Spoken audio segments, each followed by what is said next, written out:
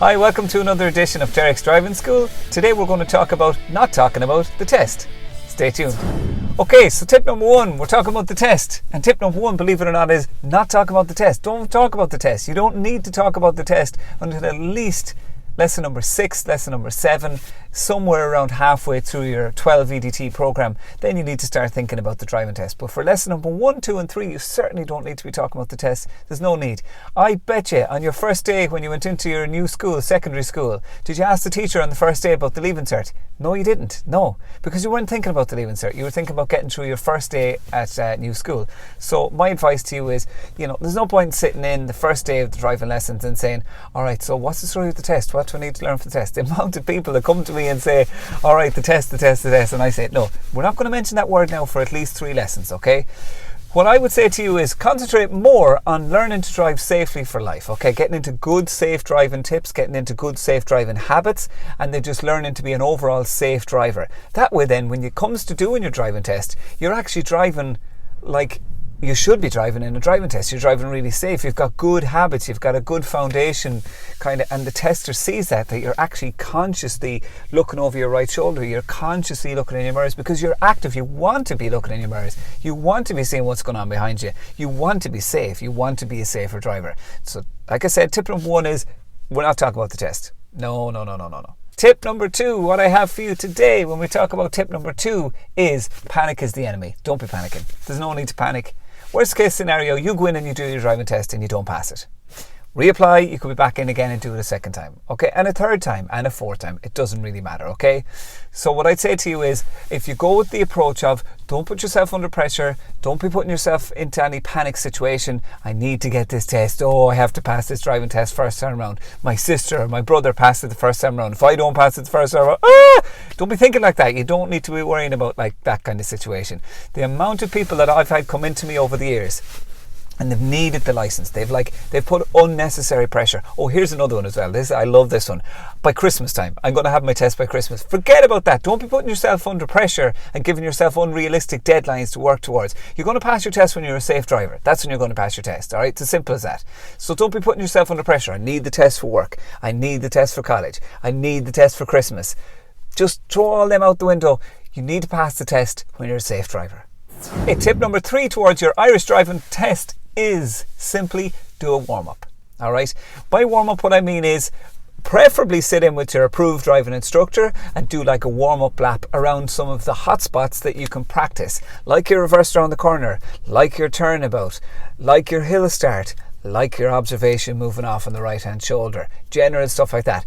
This is the time that you're going to make the mistakes. This is the time to kind of, like any warm-up. I suppose if any of you guys play sport out there, you'll understand what I'm talking about when I say warm-up. You're stretching the muscles, all that kind of stuff. Well, this is the very same discipline. You need to kind of, get yourself relaxed into it, that you're kind of in a comfortable position in the driving seat, that you've kind of made some of the mistakes. In my practice, I do an awful lot of pre-test lessons with people, and this is when we make the mistakes. This is when you kind of do the jittery kind of nervous stuff in the lead up to your driving test. So hopefully if you've done a good warm-up, then you can say, oh, that happened to me there now, I'm not going to let that happen to me again. So when you make some sort of mistake like that, you highlight it, you flag it in your head, and then maybe you might realise, oh, I actually didn't check the mirror enough that time, I'm not going to let that happen to me when I'm actually doing my driving test. Do your driving lesson or do your warm-up exercise or do your warm-up lesson or your pre-test roughly about an hour or so before your driving test. So take, for example, if you've got your driving test at 12 o'clock, get yourself in with your sponsor, your sponsor,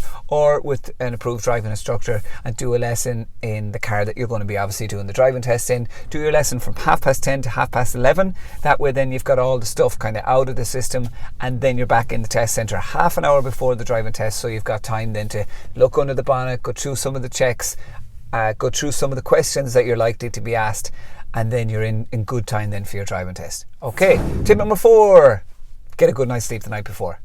Don't be sitting up cramming. I know you're thinking to yourself, oh, there's a million questions I could be asked. What if they ask me this question or they ask me that question? It's too late at that point, to be honest with you. I'm sorry to say. There's no point sitting up at 1 o'clock in the morning cramming in all those RSA rules of the road book and stuff like that. It's too late. Forget about it at that point. You've learned all that you can learn at that point. If your test is first thing in the morning in particular, you need to be bright-eyed and bushy-tailed going into that test centre. You need to be on the ball. You need to be like able to go in there and just listen to everything that they say. You need to take direction clearly. You need to be able to like really concentrate on the questions that they're asking you, particularly before you go out and actually do your driving test. So like that, you probably know most of the answers to the questions from your theory test. So in the weeks leading up to your driving test, that's when you should be looking at the questions. That's when you should be looking at, the like of the parallel, the two yellow lines running on the left hand side of the road. And I promise I am an approved driving instructor. I know it sounded just there like I amn't, but I actually am. I do know what I'm talking about. So yeah, you're kind of you're looking at parking in the yellow box junction. Your driving instructor is going to talk to you about all that kind of stuff. So get a good night's sleep the night before and come in hydrated. Bring a bottle of water with you as well, and stay focused. Tip number 5 is tune into what the tester is asking you. Alright, the amount of times that I've done like a pre-test with people and I say to them, okay, at the next roundabout we're going to take the second exit off the next roundabout, and they take the first. So really listen to what the driving tester is saying to you. They're going to give you clear guidance, they're going to give you clear direction as to whether to turn left or right in good time. So just tune into what they're saying to you, okay?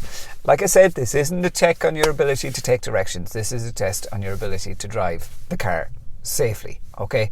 But it does kind of help if you've really tuned into what they're saying to you. It's going to be a completely different environment than your driving lesson is. With the driving lesson, you're having a bit of a chin wag, you're having a bit of a chat with the driving instructor. Everything's grand, it's nice and calm, relaxed, chilled out, and as well as that, it's not really that much pressure on you. At this stage, when you get to like nearly a test standard, you should be driving fairly naturally and fairly comfortably, so that you can ask the driving instructor questions and you can kind of have a chat maybe about your weekend or stuff like that. It's all fairly kind of informal. Whereas when you get to like a test situation, the test is very formal. It's kind of very matter of fact. It's in there. Now the silence is a good thing, believe it or not. A lot of people have said to me, I don't know about the silence, it's going to be so awkward, but it's actually not. The silence is there for your benefit and for the tester's benefit. It gives you time to concentrate. It gives you time to double down to, okay, they've asked me to do this, how am I going to do this now, okay? So it gives you clear time to really focus on what you're doing. But it's just, it can be quite daunting if you're not really that used to the silence in the car, particularly if you've got somebody there beside you looking at what you're doing. I understand, I get it, but just prepare for that. So again, my advice would be, maybe talk to your driving instructor about that and just say, look, like the driving instructor, as lessons go on, particularly like for 11 and 12 and stuff like that, they should kind of pull back a little bit and start to say less and less as your driving progresses, because you should be getting better and better as a driver if that's working right for you, and they should be saying less and less then as well, because they need to. So maybe talk to your driving instructor about doing like a kind of a mock test and just setting up that environment for you, more so than anything else, just to get you familiar with we'll turn left at the end of the road, and that's it. No more guidance, no more chat, no more kind of yada yada about the weekend or anything like that. It's just literally you been told where to go. So if you like what you see, like, subscribe and share the video. Thanks for watching. See you again next time. Bye bye.